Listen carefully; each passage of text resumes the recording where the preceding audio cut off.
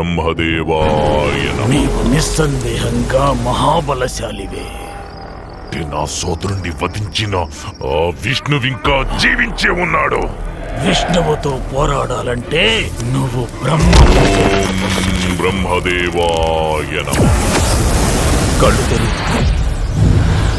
హిరణ్యకశిప, కోరుకో. నీకే వరం కావాలో కోరుకో. అన్నీ కావాలి.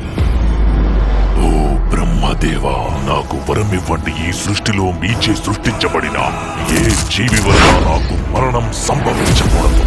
నా మరణం పగలు గాని రాత్రి కాని, నా మరణం గృహం లోపల గాని గృహం వెలుపల గాని, అస్త్ర శస్త్రాల వల్ల గాని, సజీవుల చేత గాని నిర్జీవుల చేత గాని.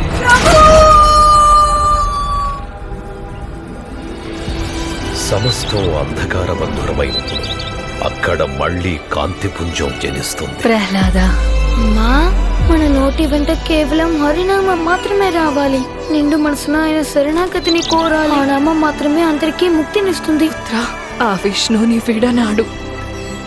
నేను భగవాన్ విష్ణువుని ఎప్పటికీ శత్రువుగా చూడలేను. భగవంతుడిని మరచిపో. నేను ప్రహ్లాదునికి మరణదండన విధిస్తున్నాను. మనమంతా అసురులం. ఇటువంటి పిచ్చి ఆటలు గురుకులంలో ఆడకూడదు. ఆయన ఎలా కోరుకుంటే అలా నాతో వ్యవహరించగలరు. ఎందుకంటే ఆయన ప్రతి పరిస్థితుల్లోనూ నా స్వామియే. విలువతని ఈ రోజే తేలిపోవాలి. ఆ ఇద్దరిలో పిరికి నక్క ఎవరో, సింహం ఎవరో.